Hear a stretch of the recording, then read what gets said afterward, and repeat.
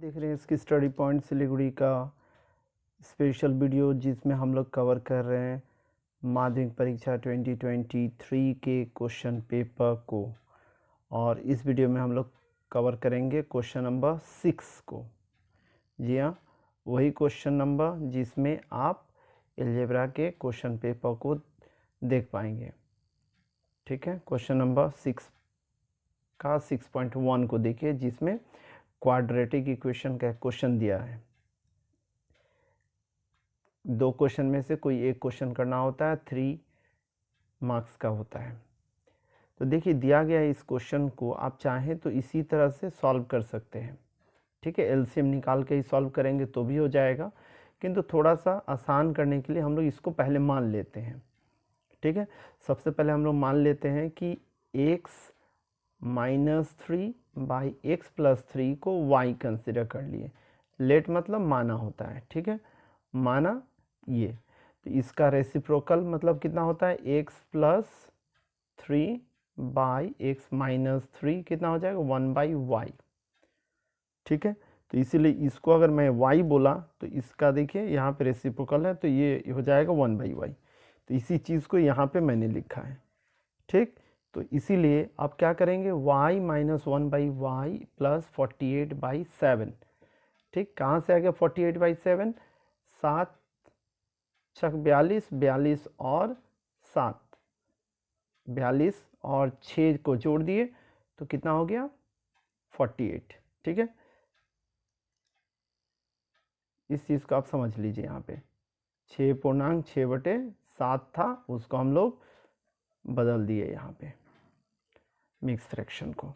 उसके बाद में लसा निकालिए। लसा निकालने के बाद में आप देखिए यहाँ पर y² इसके साथ में हो गया, यहाँ पे 7 है, एक साथ में लसा निकाल दिए तो इतना हो गया, यहाँ पे 1 हुआ और यहाँ पे 48y हो गया। और ये 7y इसके नीचे में जो था 7y, वह 7y इधर में गुना हो गया, तो आप बोलेंगे 7y is not equal to 0। इस तरह से आप कंसिडर कर सकते हैं। ठीक है, जब गुना किए तो इस बात को आप समझ लीजिए। यहाँ पे एक ही बार लिख सकते हैं, नहीं तो इस तरह से स्टेप जंप करते हुए भी आप सॉल्व कर सकते हैं। ठीक है, तो यहाँ पे इस बात को समझ लीजिए, इसके नीचे में कुछ नहीं, मतलब 1 y और यहाँ पे 7, इन सब का एलसीएम निकालिए। एलसीएम निकाले तो 7y हो गया, 1 ने भाग दिया 7y को तो 7y हुआ, 7y इंटू वाई 7y² यहाँ पे हो गया। उसी तरह से यहाँ पर देख लीजिए, इस y ने भाग दिया यहाँ पे 7y को तो 7 हुआ, 7 इंटू 1 तो यहाँ पे 7 हो गया। उसी तरह से 7y ने भाग दिया यहाँ पे इस जगह में, तो आप कितना देख रहे हैं, यहाँ पे जब भाग दिए तो y हो गया, तो 48 इंटू वाई 48y हो गया। ठीक है, तो इस तरह से आपको समझ लेना होगा। अब जब आप ये निकाल लिए तो इसको हम लोग मिडल टर्म फैक्टर बोलते हैं। मिडल टर्म फैक्टर कीजिए। मिडल टर्म फैक्टर जब करेंगे तो आप इस 48 को ध्यान में रखना होगा। इस 7 और 7 को मल्टीप्लाई कीजिए, कितना हो गया 49। अब इस 49 को स्प्लिट कीजिए ताकि आपका ये 48 मिल जाए, है ना। तो 49 इंटू 1 49 हो गया, 49 में से 1 को माइनस करेंगे तो 48 हो गया। तो इस तरह से मिडल टर्म फैक्टर हम लोग तैयार कर लिए। यहाँ पे 49y में से एक y चला गया तो 48 हो गया। ठीक है, तो इस चीज़ को आपको दिमाग में बैठा के रखना है कि कैसे करके आपके पास में ये मिडल टर्म फैक्टर हो गया, क्योंकि मिडल टर्म फैक्टर आप क्लास 8 में भी सीख चुके हैं। ठीक है, 9 में भी सीखे हैं। तो देखिए, अब आप इन दोनों को लेके कॉमन लीजिए। इसमें भी 7y है, इसमें भी 7y है, तो एक 7y निकल गया, तो यहाँ पे केवल y बच गया इस जगह में y² में से, और यहाँ पे 7y है इंटू 7 है, तो एक 7 यहाँ पे बच गया। यहाँ पे कुछ नहीं है तो -1 बाहर निकल गया, यहाँ पे देख लीजिए -1, तो y प्लस 7 हो गया। ठीक है, अब y प्लस 7 जब हो गया तो आपके पास में क्या देख रहे हैं, y प्लस जब 7 हो गया यहाँ पर भी और यहाँ पर भी कॉमन निकालिए, तो 7y इस जगह में बच गया और इस जगह में 1 बच गया, तो 7y माइनस 1 हो गया। ठीक है, तो दोनों का मल्टीपल हो गया इक्वल टू 0, तो हम लोग बोलेंगे आइदर या तो y इक्वल टू -7, तो यहाँ पे एक लाइन लिख लेना होगा y + 7 इक्वल टू 0। तो इसका मतलब आप क्या देख रहे हैं, y इक्वल टू -7, इस लाइन को लिखना होगा। उसके बाद में y का वैल्यू आपने लिख लिया, इसी को आपने माना था x - y x - 3 by x + 3, cross multiply किए तो देखिए ये वाला इसके साथ में, ये वाला इसके साथ में मल्टीप्लाई हो गया, तो कितना हो गया -7x और यहाँ पे -21। ठीक है, आप एक साथ में x को लाइए, x + 7x इक्वल टू -21 + 3 हो गया, तो यहाँ पे 18 हो गया, माइनस का साइन, फिर 8x इधर में हो गया, तो x बराबर कितना हुआ -18/8, फिर काट दीजिए 2 के पहाड़ा से तो -9/4, तो ये x का वैल्यू 1 निकल गया। ठीक है, उसके बाद में आप देखिए यहाँ पे 7y - 1 इक्वल टू 0 था, तो उसको लिखिएगा 7y - 1 इक्वल टू 0, तो y बराबर कितना हो गया 1/7 हो गया। अब x का वैल्यू, y का वैल्यू x के रेस्पेक्ट में बैठा दीजिए जो आपने कंसिडर किया था, x - 3 by x + 3 equal to 1/7, cross multiply कीजिए पहले की तरह, तो 7x - 21 इक्वल टू x + 3 हो जाएगा। x एक साइड में ला लीजिए तो 7x - x हो जाएगा, ये वाला इधर चला आया, और ये 21 उस साइड में चला गया, तो 3 + 21 यहाँ पे 24 हो गया, और यहाँ पे 7x में से x चला गया तो 6x हो गया, तो x बराबर कितना हो गया, देखिए x बराबर 24/6 हो गया, तो 4 हो गया। तो इस तरह से आप जब सॉल्व कर रहे हैं तो आपको पता चल गया कि x का वैल्यू कितना हो गया -9/4 या 4, तो 2 वैल्यू निकला, क्वाड्रेटिक इक्वेशन का था, इसीलिए आप देख रहे हैं इसकी स्टडी पॉइंट सिलीगुड़ी का इस वीडियो को, और इस वीडियो में हम लोग कवर कर रहे हैं माध्यमिक 2023 के क्वेश्चन पेपर के सॉल्यूशन को। पार्ट 1 में 1, 2, 3 के सॉल्यूशन को देखे होंगे क्वेश्चन नंबर को, पार्ट 2 में आप देखिए क्वेश्चन नंबर 4 को देखे हैं, उसी तरह से पार्ट 3 में आप क्वेश्चन नंबर 5 को देखें, अंकगणित वाले हिस्सा को, और इस वीडियो में क्वेश्चन नंबर 6 को आप कवर कर रहे हैं, देख रहे हैं पार्ट 4 में। पार्ट 5 में आप देखिएगा क्वेश्चन नंबर 7 से लेकर क्वेश्चन नंबर 8 को, तो आप वीडियो को इसी तरह से खोजकर प्लेलिस्ट की मदद से देखिएगा तो आपको पूरी बात समझ में आ जाएगी। देखिए दूसरा क्वेश्चन था समीकरण बना के सॉल्व करने का, इस चीज़ को भी आप देख लीजिए, समझ लीजिए, क्योंकि क्वेश्चन बहुत ही इंटरेस्टिंग क्वेश्चन था। अगर आप नहीं समझेंगे तो सॉल्व करना मुश्किल है, क्वेश्चन को समझना बहुत ज़रूरी है। देखिए बोला गया है कि कलम का मूल्य प्रति दर्जन मतलब 12 कलम का दाम, ठीक है, 6 रुपये कम होने पर 30 रुपया में, कितना रुपया में पेन खरीद रहे हैं, 30 रुपया में 3 कलम अधिक मिलती है। यहाँ तक ही आप समझिए, 6 रुपया अगर कम हो जाएगा दाम तो 30 रुपया में 3 कलम ज़्यादा मिलेगा, यही चीज़ समझ लेना है। तो आप अगर मान लेते हैं 1 दर्जन कलम का मूल्य 100 रुपया है, तो 1 कलम का मूल्य कितना हो जाएगा, मतलब 12 कलम का मूल्य हो जाएगा 1 रुपया, तो 1 कलम का मूल्य 1/12 रुपया।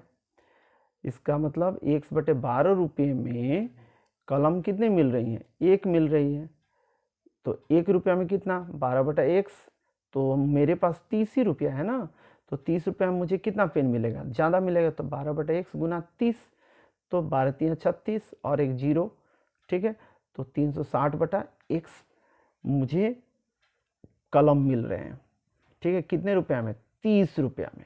इस बात को आप समझ गए, ठीक है। अगर प्रति दर्जन कलम का मूल्य 100 रुपया हो तो आप कितने 30 रुपया में कलम खरीद रहे हैं आपको पता चल गया।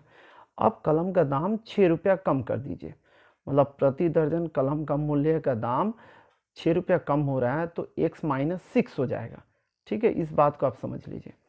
तो कलम का प्रति मूल्य का दाम कितना होगा 6 रुपया कम होने से, देखिए x - 6 हो जाएगा, तो एक कलम का मूल्य कितना हो गया, x - 6 हो जाएगा, तो x - 6 रुपया में कलम कितने मिलेंगे, केवल 1, तो 1 रुपया में कितने कलम मिलेंगे? 12/x-6, जैसे ऊपर में किए उसी तरह से। तो 30 रुपया ही आपके पास में, तो 30 रुपये में कितने मिलेंगे भाई? तो 12/x-6 गुना 30। तो सेम उसी तरह से आप जब गुना कर लिए तो 360/x-6 कलम मिल रहे हैं 30 रुपया में। एकदम समझ में आ गया आपको? तो यहाँ पे जो क्वेश्चन बोला है उस चीज़ को आपको समझना बहुत ज़रूरी है। अगर आप नहीं समझते हैं क्वेश्चन के मीनिंग को तो आप नहीं कर पाएंगे, किसी भी कीमत पे इस क्वेश्चन को नहीं कर पाएंगे। आपको एकदम क्वेश्चन क्या बोल रहा है उस चीज़ को समझना है। यहाँ 6 रुपया कम हो गया तो 30 रुपये में 3 कलम ज़्यादा मिलेगा। मतलब ये यहाँ पर आप देख रहे हैं इस जगह में 3 कलम क्या है? कम है, और इस जगह में 3 कलम दाम कम हो गया तो इसके कारण से 3 कलम ज़्यादा हो जाएगा। ठीक है, इस जगह में तो आप अंतर कीजिए। ठीक, ये ज़्यादा है इसीलिए देखिए 360 x-6 माइनस 360/x, दोनों का अंतर करने से 3 कलम ज़्यादा।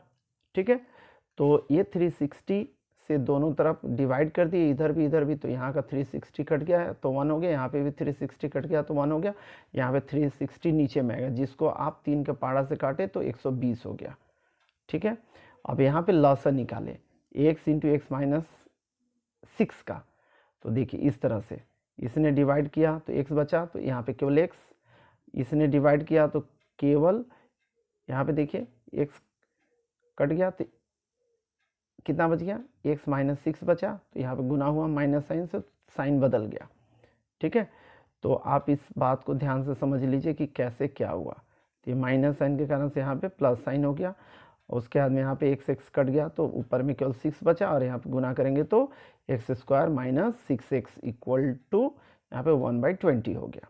द्विघात समीकरण का जो क्वाड्रेटिक इक्वेशन होता है ax² + bx + c = 0 where a is not equal to 0, तो इससे तुलना करेंगे तो यहाँ पे देखिए यहाँ पे कितना है 1x², तो a का मान कितना हो जाएगा 1।